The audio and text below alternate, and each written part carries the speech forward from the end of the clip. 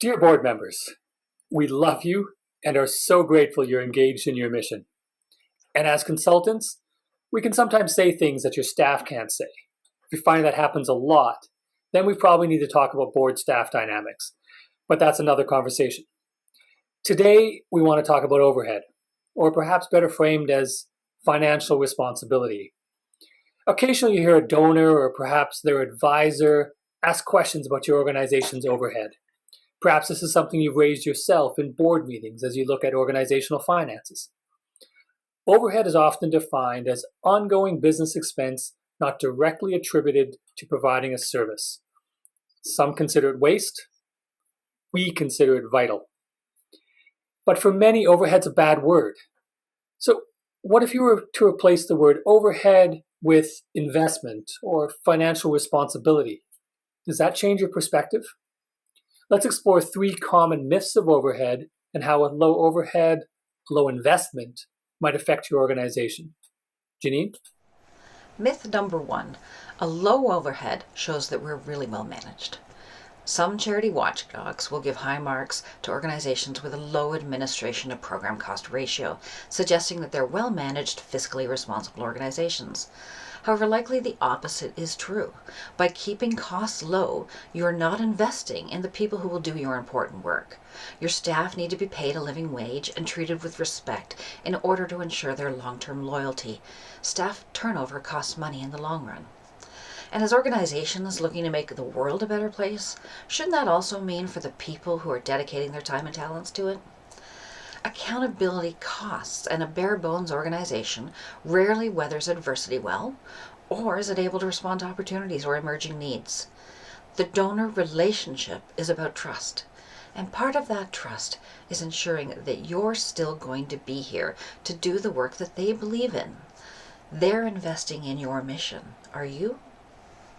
Myth 2. Our donors only want to support our programs, not administration.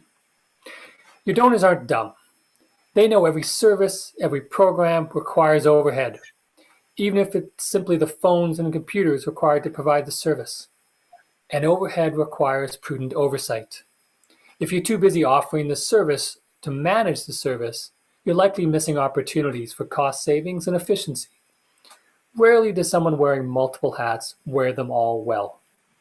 Often, the same donors who have concerns about administrative costs have even greater concerns about accountability for the use of their funds.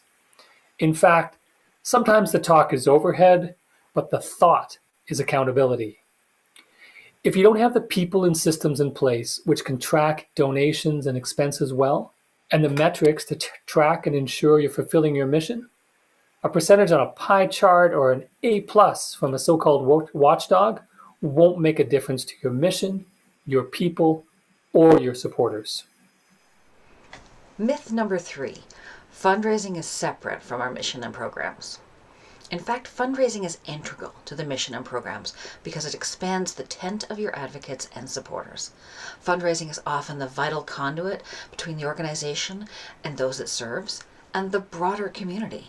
It brings people and companies into your mission and is likely the only job on your org chart that has that as its primary goal. Fundraising enables and empowers organizations, but it also makes them better, and not in the way you think. It's not just about the money. Fundraising requires organizational accountability, which means you should always be doing the gut check. Are we doing the right things for the right people with the right outcomes? Because that's what you promised the people who invested in you. A failure to invest in long-term fundraising strategy is a failure to invest in your long-term survival and your long-term success. Money drives mission, and we like to say it takes money to make money. Well, it also takes money to raise money. The organizations that are solid and have weathered this pandemic are more often the ones that have invested in tested fundraising programs. We're not talking about spending wildly. We're talking about spending well. And in this, the CRA guidelines are our best friends.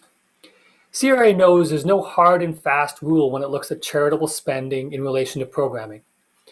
Because from a fundraising point of view, they acknowledge it will cost more to acquire donors than to keep them, and that charities without broad public appeal have to work harder for every dollar. You wouldn't be here if you didn't believe that the people and the causes you serve are worth your time and your treasure. So at the next board meeting or in conversation with your executive director, instead of looking at that overhead percentage and asking if you're spending too much, instead ask them if they're investing wisely. You might be surprised at the dividends it will pay for your organization if you look at your expenses not as the cost of doing business, but as the cost of furthering your cause.